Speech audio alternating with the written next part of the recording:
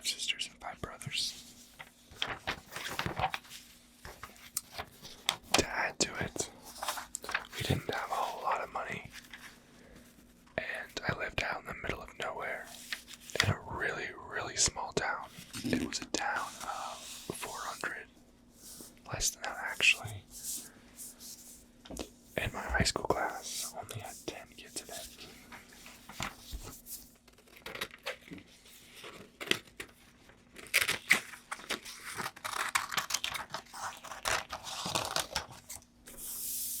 That's actually one of my fun facts, or my only fun fact when we do icebreakers, is that I have more siblings than kids in my high school graduating class. I mean, how many people get to say that? Growing up in a small town and going to a really small high school was not a lot of fun for me. I know I don't speak for everybody, because the people from my hometown, a lot of them love it. But I was really hoping and wishing that there was a little bit more room, or just like opportunities there. We only had like 3 extracurricular options. We had a band that had like 7 kids in it. Or if you were a guy, you could play basketball or track or cross country. Those are the only options you had. I would have loved to have gone to do any like theater type stuff, or picked up an instrument, or joined a club, or gotten to do any of that stuff, but my school did not allow that opportunity.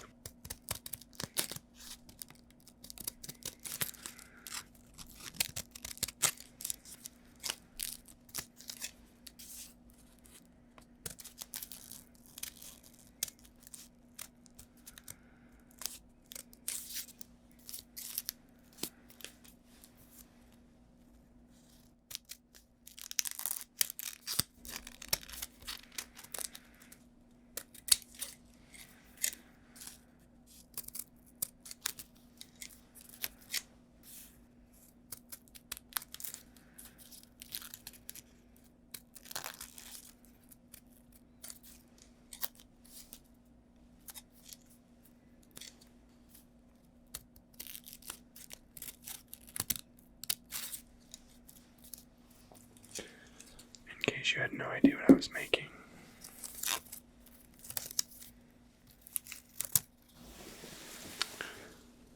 it's a representation of 1, 2, 3, 4, 5, 6, 7, 8 of my siblings.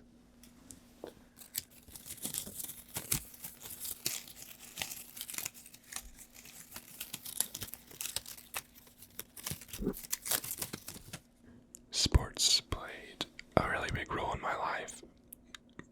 Primarily, I would say in high school. But I would say a lot of what I learned and a lot of the same expectations that I learned from basketball apply today. I started basketball when I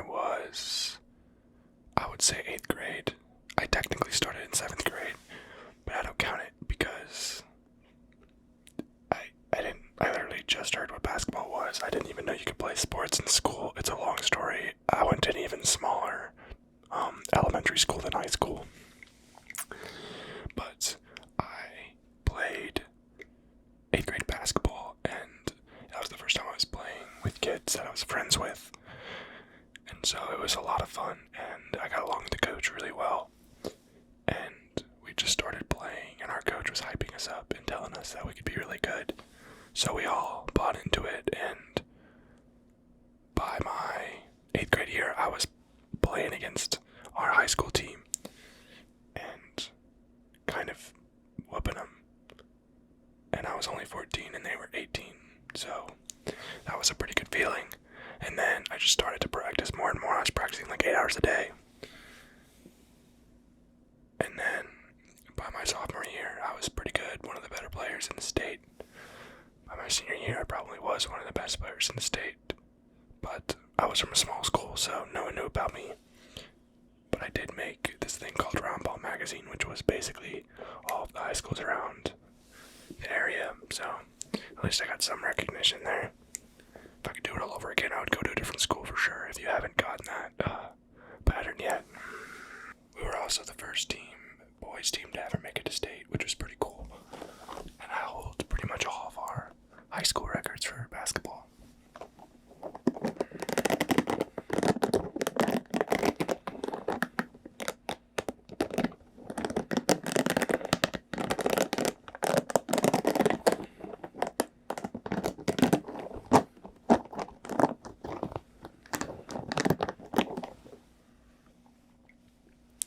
This looks like a little football guy. I did not play football. Our school didn't even have it.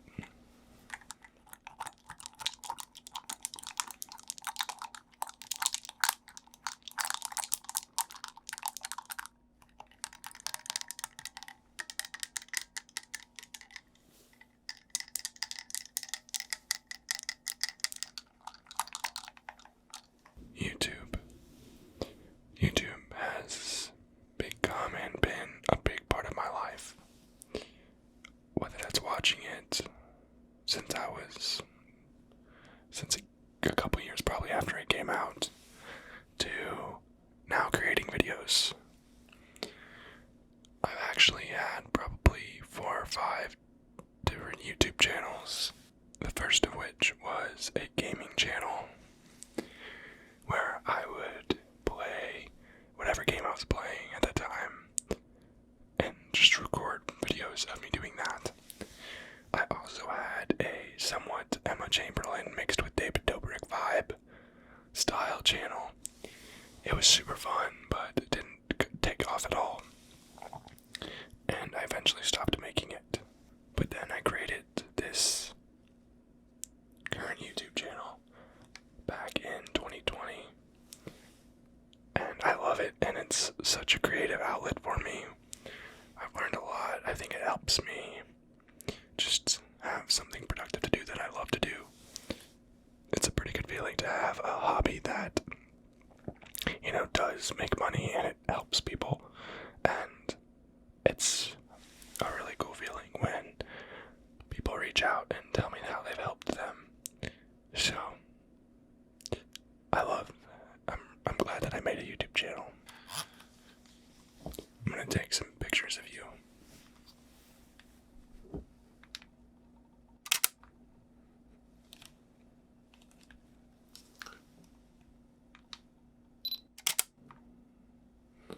Okay, can you lean your head to the right a little bit?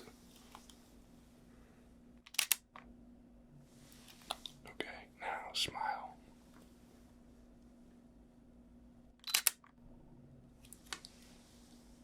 Say cheese.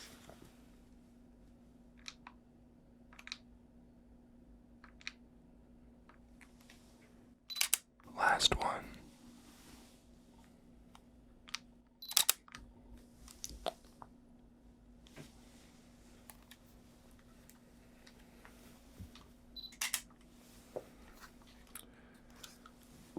Awesome. ASMR.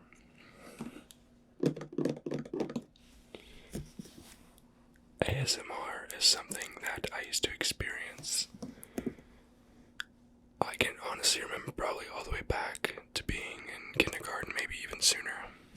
I remember my first experience with it was when I was in probably first grade maybe, and we had math problems and we'd get a little book. I remember I used to pretend not to know an answer, so that way my teacher would have to come and help me, and she would write it out with a pencil on my paper, and I would get to see her writing, and for some reason, hand movement, her being calm and comforting, mixed with the pencil, is so relaxing. Of course, I had no idea what ASMR was, and I didn't even find out about it, what it was, until I was probably a sophomore or even later in high school. I used to look up random videos like doctor videos, or like kids unboxing toys, or like people unboxing kids' toys videos, because I liked the crinkles and the calm like voices. But I used to never read YouTube comments. I didn't even know they had them, to be honest. I'm not really a social media type of person, believe it or not. YouTube's pretty much the only thing I use, and I don't really scroll on anything, so I finally read a comment of, I think it was a doctor's video, and found out that it was considered unintentional ASMR. So of course I looked into what ASMR was, and here we are.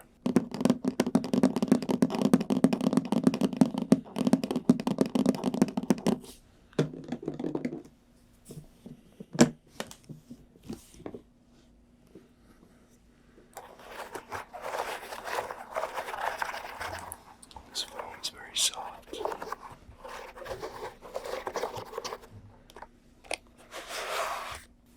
So this is called a 3DO microphone. It has things that look like human ears.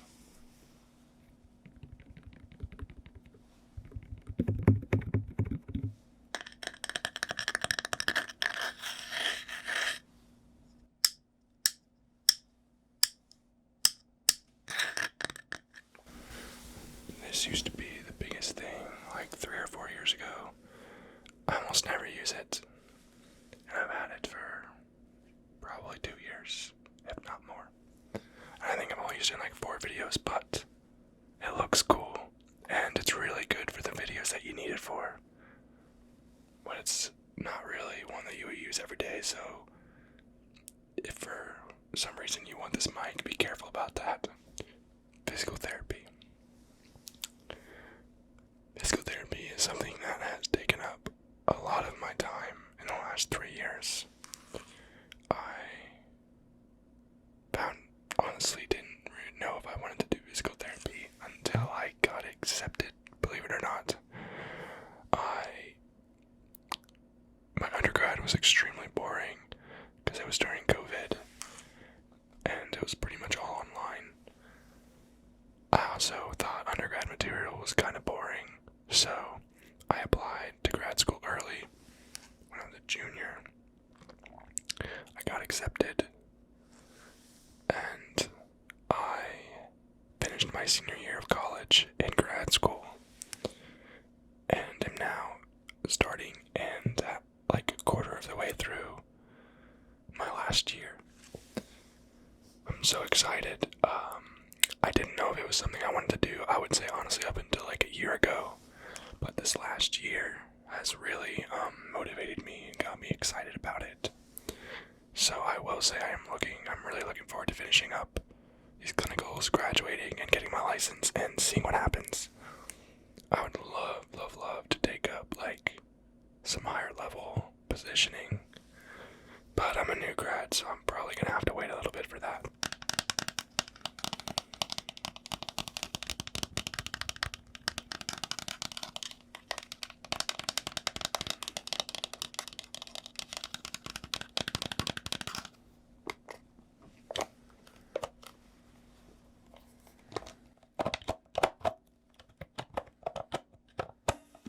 Don't grind your teeth like this.